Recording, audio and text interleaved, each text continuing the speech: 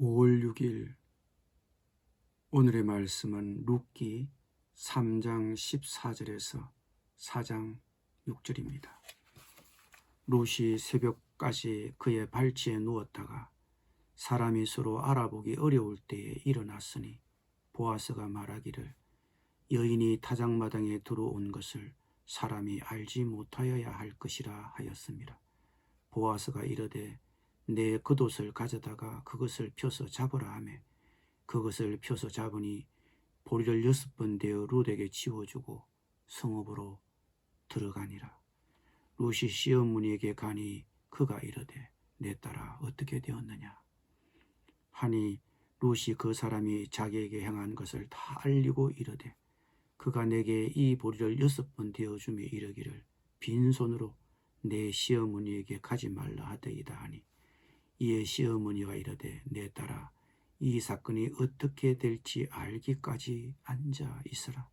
그 사람이 오늘 이 일을 성취하기 전에는 쉬지 아니하리라 하니라. 보아스가 성문으로 올라가서 거기 앉아 있더니 마침 보아스가 말하던 기업 물을 자가 지나가는지라. 보아스가 그에게 이르되 아무개여 이리로 와서 앉으라 하니 그가 와서 앉으매 보아스가 그 성읍 장로 10명을 청하여 이르되 당신들은 여기 앉으라 하니 그들이 앉으매 보아스가 그 기업 물을 자에게 이르되 모압 지방에서 돌아온 나오미가 우리 형제 엘리멜렉의 소유지를 팔려 하므로 내가 여기 앉은 이들과 내 백성의 장로들 앞에서 그것을 사라고 내게 말하여 알게 하려 하였노라. 만일 내가 물으려면 물으려니와 만일 내가 물으지 아니하려거든 내게 구하여 알게 하라. 내 다음은 나요 그 외에는 물을 자가 없느니라 하니 그가 이르되 내가 물으리라 하는지라. 보아스가 이르되 내가 나오미의 손에서 그 밭을 사는 날에 그 죽은 자의 안에 모함된 룻에게서 사서 그 죽은 자의 기업을 그의 이름으로 세워야 할지니라 하니 그 기업 물을 자가 이르되 나는 내 기업에 손해가 있을까 하여 나를 위하여 물으지 못하노니 내가 물을 것을 내가 물으라. 나는 물으지 못하겠노라 하는지라. 아멘.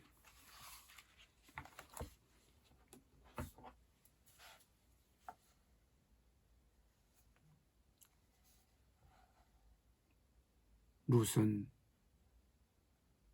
보아스가 지시한 그대로 보아스의 발치에 누워 새벽까지 잠을 잤습니다. 밤에 여자 홀로 다니는 것은 위험하고 안전하지 못했기 때문입니다. 그리고 자칫 마을 사람들에게 안 좋은 소문이 날 수도 있었기 때문입니다. 그리고 희미한 새벽이 밝아왔습니다. 서둘러 일어난 보아스가 룻에게 말했습니다. 내 겉옷을 가져다가 그것을 펴서 잡으라. 룻이 그것을 펴서 잡으니 보리를 6번 대어 룻에게 치워 주었습니다. 남의 눈에 띄지 않으려면 서둘러 집으로 돌아가야 하지만 보아스는 룻을 보내기 전에 그녀에게 보리를 퍼줍니다. 룻의 시어머니 나오미를 위한 배려일 수 있습니다. 아무것도 가진 것 없는 두 가부가 산다는 것은 쉽지 않은 일입니다. 그래서 곡식을 직접 챙겨 주었을 것입니다. 한급한 시간임에도 불구하고 세세하게 이런저런 점을 신경 썩는 것을 보면 보아스의 배려심이 얼마나 깊은가를 미루어 알 수 있습니다. 집에 돌아온 룻을 본 시어머니 나오미가 물었습니다. 내 딸아 어떻게 되었느냐. 상당히 많은 보리를 룻이 어깨에 메고 왔지만 시어머니의 눈에는 그 보리가 보이지 않았습니다. 곧장 물어본 말이 얘야 어찌 되었느냐. 얼마나 궁금했으면 이랬을까요. 나오미는 며느리를 보내어놓고 매우 궁금했을 것입니다. 보아스가 어떤 반응을 보였을지 긴장 속에 기다렸을 것입니다. 룻은 시어머니에게 자초지정을 말한 후에 덧붙여 이렇게 말했습니다. 그가 내게 이 보리를 6번 되어주며 이르기를 빈손으로 내 시어머니에게 가지 말라 하더이다. 며느리를 통해 보아스의 말을 들었을 때 나오미는 보아스를 통해 하나님의 응답을 듣는 것 같았습니다. 아, 이 일이 빈손으로 끝나지 않겠구나. 하나님이 하시겠다는 확신이 들자 나오미는 며느리에게 당부했습니다. 내 딸아, 이 사건이 어떻게 될지 알기까지 앉아 있어라. 그 사람이 오늘 이 일을 성취하기 전에는 쉬지 아니하리라. 이제 나오미도 룻도 할 수 있는 일은 다 했습니다. 이제는 기다리는 도리밖에는 없습니다. 그 일의 결과는 나오미와 룻의 손을 이미 떠난 일입니다. 우리 인생의 여정은 기다림의 연속이라고 해도 과언이 아닙니다. 우리의 삶은 기다리는 일들로 가득 차 있습니다. 기다림의 시간에는 우리가 할 일이 없습니다. 우리가 끼어들 자리가 없습니다. 그냥 기다려야 합니다. 우리도 어떤 경우는 그냥 기다려야 할 때가 있습니다. 내가 할 만큼 했으면 이젠 하나님이 일하실 것을 믿고 잘 기다려야 합니다. 보아스는 룻과 결혼하기로 마음먹었습니다. 룻에게도 그렇게 약속했습니다. 그러나 아직 법적 절차가 남아 있습니다. 룻의 시아버지와 더 가까운 서열 1순위의 친족이 있었기 때문입니다. 룻과 헤어진 다음 아침이 되기를 기다리는 아침에 다자 바로 성문으로 갔습니다. 그리고 성문에 앉아 누군가를 기다렸습니다. 바로 룻의 시아버지와 친족 관계에 있는 서열 1순위를 기다린 것입니다. 마침 그가 그 앞을 지나가자 보아스는 그를 불러 자리에 앉도록 하였습니다. 그리고 보아스는 그 성읍의 원로들을 초청하였습니다. 옛 이스라엘에서는 마을의 원로들이 성문에 모여 그 성 안에서 일어나는 여러 사건을 다루기 위한 재판 절차를 진행했습니다. 그 마을의 원로들은 그 자리에서 일종의 배심원 역할을 했습니다. 마을 원로들이 자리에 앉자 보아스는 그들 앞에서 자신이 왜 이런 법정을 열도록 요청했는지 그 사유를 설명했습니다. 보아스가 그 기업물을 자에게 이르되 모압 지방에서 돌아온 나오미가 우리 형제 엘리멜렉의 소유지를 팔려 하므로 내가 여기 앉은 이들과 내 백성의 장로들 앞에서 그것을 사라고 내게 말하여 알게 하려 하였노라. 만일 내가 물으려면 물으려니와 만일 내가 물으지 아니하려거든 내게 고하여 알게 하라. 내 다음은 나요 그 외에는 물을 자가 없느니라 하니 그가 이르되 내가 물으리라 하는지라. 보아스가 그 기업 물을 자에게 룻의 시아버지 나오미의 죽은 남편이 땅을 팔려고 내놓았는데 그 땅을 사겠느냐는 것입니다.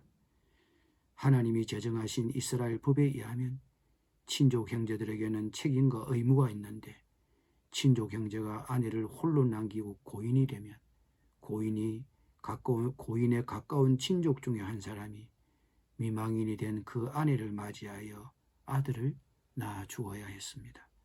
고인의 이름과 유산을 그 아들이 이을 수 있도록.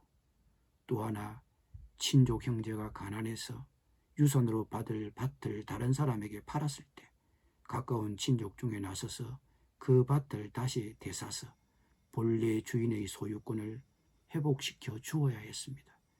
즉 그 밭을 되사 본래 주인인 친족 형제에게 되돌려줄 책임이 있는 것입니다. 그런데 지금 나오미의 죽은 남편의 밭이 다른 사람에게 넘어갔다가 매물로 나왔는데 그 땅을 친족 1순위인 당신이 되사라는 것입니다. 그러자 그가 대답했습니다. 내가 물으리라. 자기가 사겠다는 것입니다. 왜 이렇게 시원하게 대답했을까요? 어차피 나오미의 집안에는 유산을 이을 아들이 없으니까 자신이 되사서 돌려줄 사람이 없죠. 그러니 자기 소유가 되는 것입니다. 손해가 아니라 자기 땅이 더 늘어나는 일입니다. 그런 계산이 섰기 때문에 이 사람은 그 책임을 이행하겠다고 한 것입니다. 그런데 보아스가 한 가지 옵션을 더 추가했습니다. 내가 나오미의 손에서 그 밭을 사는 날에 그 죽은 자의 아내 모함자인 룻에게서 사서 그 죽은 자의 기업을 그의 이름으로 세워야 할지니라. 나오미의 집안에 홀로 된 며느리가 있는데 그 며느리를 당신이 아내로 맞아 아들을 낳아 주어야 할 책임도 함께 지라는 것입니다. 그래서 그 아들이 고인의 유산을 이을 수 있도록 해주라는 것입니다. 고인의 유산인 밭도 사고 고인의 며느리와도 결혼해서 아들도 낳아 주어야 한다는 말에 이 기업을 물을 자는 나는 내 기업에 손해가 있을까 하여 나를 위하여 물으지 못하노니 내가 물을 것을 내가 물으라 나는 물으지 못하겠노라. 이렇게 말했습니다. 홀로 남은 그 집안의 가부와 결혼해야 한다는 말에 왜 그가 싫다고 했습니까? 그가 고인의 홀로 된 며느리와 결혼해서 아이를 낳아 고인의 후손으로 입적을 시키면 그 사람이 산 밭이 다시 그 아이의 소유로 환원되어야 하기 때문입니다. 나오미 가족의 재산으로 환수되는 것입니다. 때문에 이 사람은 싫다고 했습니다. 자기에게 손해가 되기 때문입니다. 그러면서 마을의 원로들 앞에서 나오미의 친족으로서의 권리와 의무를 보아스에게 양도합니다. 내가 물을 것을 내가 물으라. 나는 물으지 못하겠노라.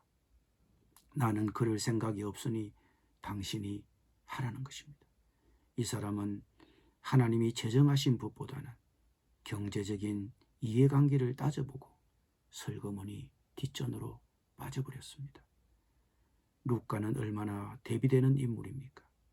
손해가 되는 일이 하기 싫어서 이 남자는 자기의 권리와 의무를 다 포기합니다. 무엇이 기준입니까? 하나님이 제정하신 법입니까? 자신의 이해관계입니까? 돈 앞에서는 장사 없다는 말이 있습니다. 돈이나 재물 앞에서 맥을 못 추는 것은 우리나라뿐 아니라 세상 사람 모두가 똑같은 것 같습니다. 돈 때문에 부모 자식 간에, 형제자매 간에, 이웃 간에, 친구 간에 싸웁니다. 돈 앞에 우리의 판단력이 흐려집니다. 중요한 결정을 앞에 두고 있습니까? 손해가 되더라도 그것이 우리 그리스도인으로서 판단력이 흐려지지 않는 결정이었으면 합니다. 기도드리겠습니다. 주님, 우리가 그리스도인이라는 정체성을 잃지 않게 하여 주옵소서. 손해가 되더라도 그리스도인으로서 판단력이 흐려지지 않는 결정을 하게 하여 주옵소서. 예수님의 이름으로 기도드립니다. 아멘.